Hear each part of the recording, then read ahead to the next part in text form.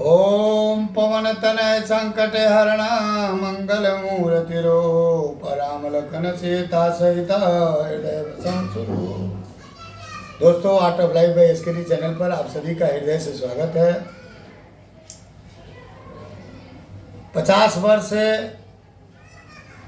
से अधिक उम्र वाले है ना, इस वीडियो की प्रस्तुति को ध्यानपूर्वक अवश्य सुने। इसमें अत्यंत ही महत्वपूर्ण बातें बताई गई है। दोस्तों, अब समय नहीं रहा कि इस जन्म का कर्जा अगले जन्म चुकाना है या पिछले जन्म का कर्जा इस जन्म चुकाना है। आधुनिक युग में सब कुछ हाथों हाथ ही मिलता है। 50 वर्ष के व्यक्तियों के लिए या उससे अधिक उम्र वाले व्यक्तियों के लिए नंबर 1 नियम है,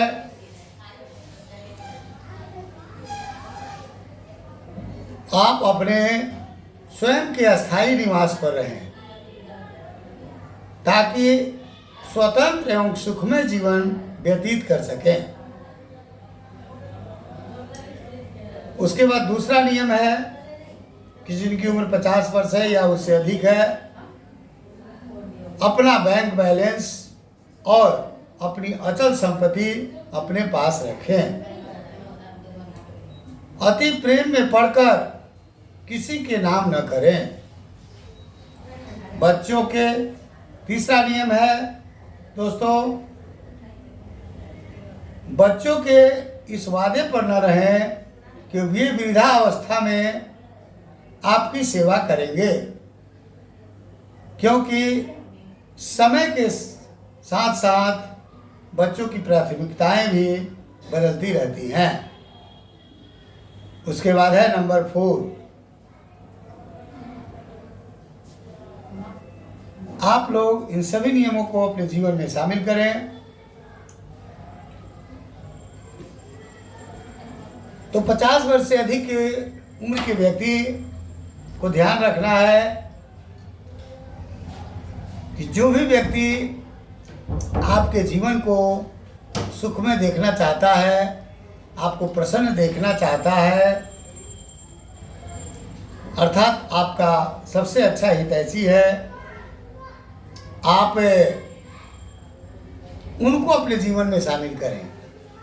यानी उनसे उनका कॉन्टैक्ट नंबर रखें, उनका हाल चाल आप भी लें और आप अपना भी हालचाल बताएं, उनको सहयोग करें, उनसे सहयोग लें, जो भी आपके हितैषी हैं। उसके बाद दोस्तों, पांचवा नियम है कि किसी के साथ अपनी तुलना न करें, किसी के साथ अपनी तुलना न करें और न ही किसी से कोई उम्मीद करें, उम्मीद रखें। बस खुद पर उम्मीद रखें, खुद पर भरोसा करें और ईश्वर पर भरोसा करें। वही आपके सबसे बड़े शुभचिंतक हैं। अब है बंधुओं नंबर 6 कि अपने संतानों के जीवन में जब संतान बड़े हो जाएं, बालिग हो जाएं, नौकरी चाकरी करने लगें, शादीशुदा हो जाएं, तब के विषय में यह बातें बताई गई है कि आप अपने संतानों के जीवन में दखल अंदाजी न करें, उनको अपने तरीके से जीवन जीने दें और आप अपने तरीके से जीवन व्यतीत करें। दोस्तों, 7वां नियम है कि आप अपनी वृद्धावस्था को आधार बनाकर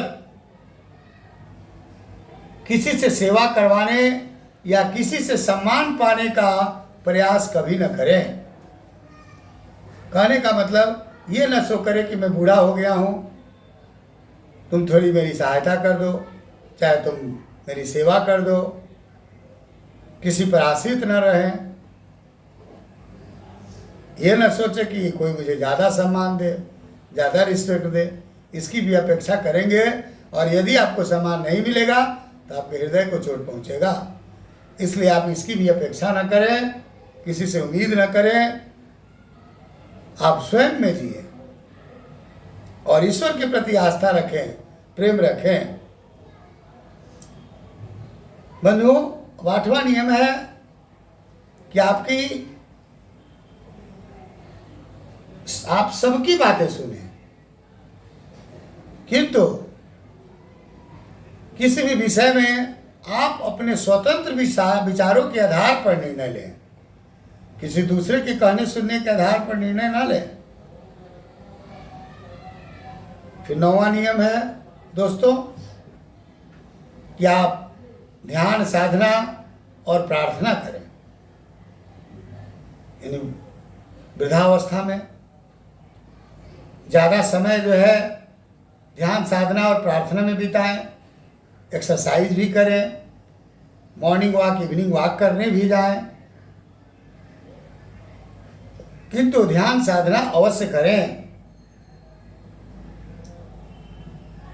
लेकिन भीख किसी से न मांगे, यहां तक कि भगवान से भी नहीं।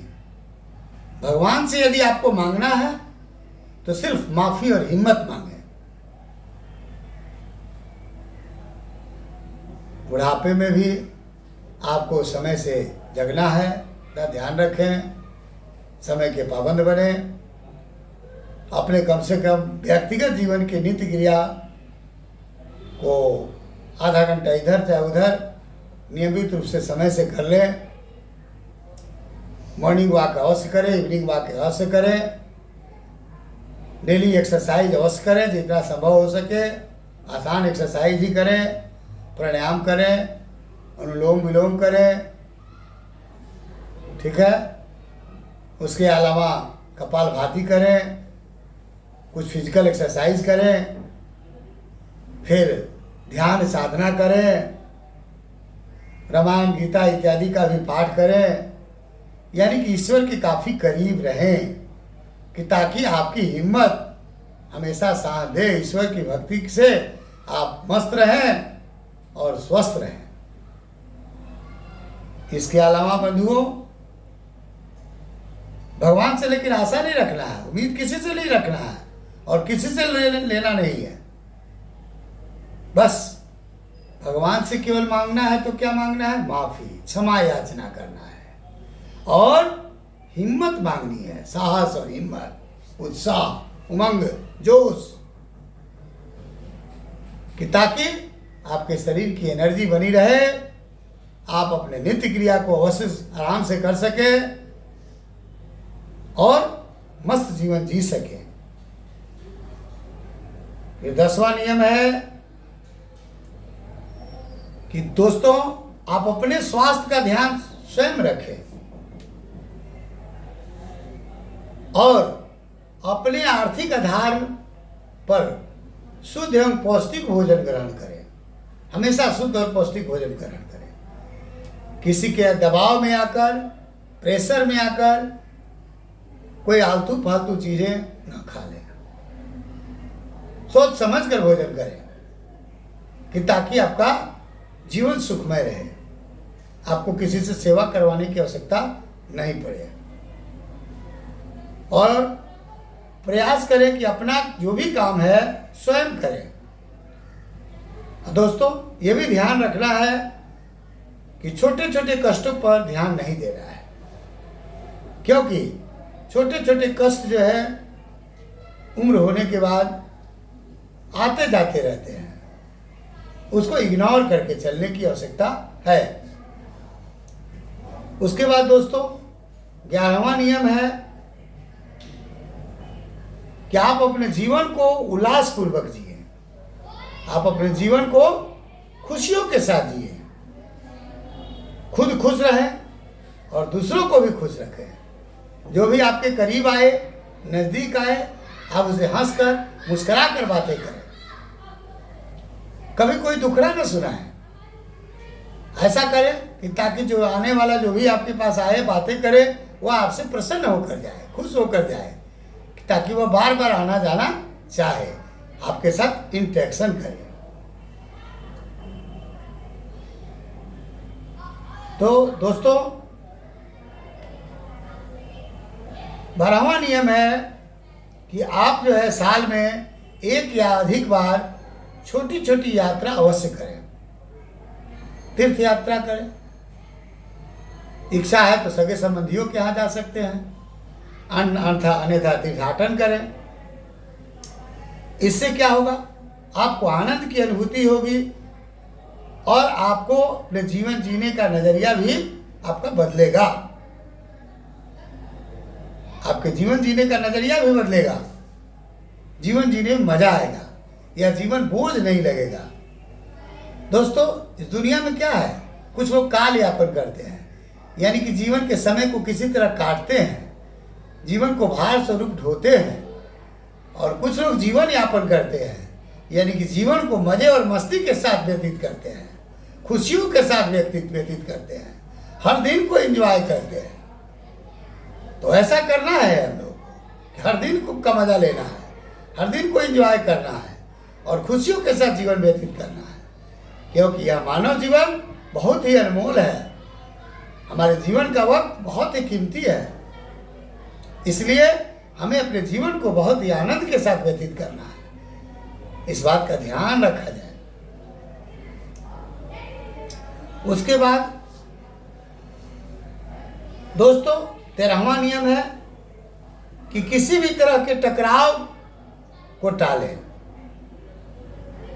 एवं तनाव रहित जीवन जिए। मैंने कहने का मतलब, किसी तरह की लड़ाई झगड़ा का सिचुएशन पैदा होता है ना, पट्टी पटदार या पड़ोसियों से झगड़ा की स्थिति आती है, या परिवार में झगड़े की स्थिति आती है, तो उसे आप टालने का प्रयास करें कि ताकि आपको मानसिक तनाव नहीं हो और आप तनाव रहित जीवन व्यतीत करें, तनाव मुक्त जीवन, कोई मेंटल टेंशन नहीं होना चाहिए, मजे के साथ जीवन व्यतीत करना है, इतना ध्यान रखिए, चिंताएं नहीं करनी है बंधुओं। उसके बाद 14वां नियम है कि अपने सामाजिक दायित्वों को आप रिटायरमेंट तक पूरा कर लें। जो भी सामाजिक दायित्व हैं आप उसे रिटायरमेंट तक पूरा कर लें, कि ताकि उसके बाद रिटायरमेंट के बाद खुद के लिए आप जीना शुरू करें, आपको परिवार के लिए नहीं जीना पड़े। तो याद रखें कि और विश्वास करें कि कोई भी चीज इस दुनिया में अस्थाई नहीं है। इस दुनिया में कोई भी चीज अस्थाई नहीं होती है, यहाँ तक कि चिंताएं भी अस्थाई नहीं है, और कोई भी मुसीबत या संकट भी अस्थाई नहीं होता है। दोस्तों, कोई भी संकट या मुसीबत आपके जीवन में आए तो आप ध्यान रखें और घबराएं नहीं, ये मानकर चले ये वक्त भी गुजर जाएगा,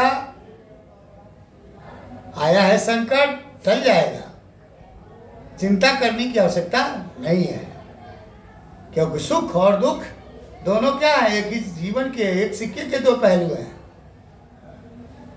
हमारे जीवन के चक्र के रूप में चलते रहते हैं सुख और दुख। तो दुख में गड़बड़ाना नहीं है, मानसिक तनाव नहीं लेना है, दुख का भी सामना मुस्कुरा कर करना है, और सुख में भी अहंकारी नहीं बनना है, उन्माद में नहीं आना है, उसको भी एंजॉय करना है, दुख को भी एंजॉय करना है, गड़बड़ाना नहीं है दोस्तों। क्योंकि कोई भी चीज हमारे जीवन में अस्थाई नहीं होती है, चिंताएं भी अस्थाई नहीं है, दुख भी अस्थाई नहीं है, संकट मुसीबत भी अस्थाई रूप से नहीं रहते हैं। इसलिए कोई मानसिक तनाव लेने की आवश्यकता नहीं है। हमेशा आप खुश रहें, मस्त रहें और जीवन का आनंद लें, मानव जीवन का सदुपयोग करें। दोस्तों, यदि मेरी ये बातें अच्छी लगी हो, आपके दिल को टच की हो, तो आप इस वीडियो को अवश्य लाइक करें और कमेंट करें, जय श्री राम जय हनुमान लिखें। इससे आपका कल्याण होगा, आपकी उन्नति होगी। और साथ साथ जो दोस्त या बंधु इस चैनल पर नए हैं RWI पर, तो इस चैनल को आप सब्सक्राइब करें, अपने यार दोस्तों को के पास शेयर करें। इसमें बहुत से अच्छे अच्छे वीडियो हैं कि ताकि सबको लाभ हो सके, सब लोग लाभान्वित हो सके। और किसी भी तरह की आपके पास समस्या है, चाहे वह शारीरिक समस्या हो जिसको कि डॉक्टर नहीं दूर कर पाते हों, या पारिवारिक समस्या हो, या किसी भी तरह का संकट हो, परेशानी हो, कष्ट हो, आप निःशुल्क जो है इस स्क्रीन पर दिए गए नंबर पर कॉल करके हम मुझसे परामर्श ले सकते हैं। और मैं आपको संकट का समाधान बताऊंगा, आपका संकट दूर होगा, आपकी परेशानियां दूर होगी। कोई पूजा पाठ है, हवन यज्ञ भी करना हो तो आप जो है इस नंबर पर हमसे संपर्क कर सकते हैं। इतना ही कहकर मैं अपनी वाणी को विराम देता हूँ। धन्यवाद दोस्तों। नमो नारायण।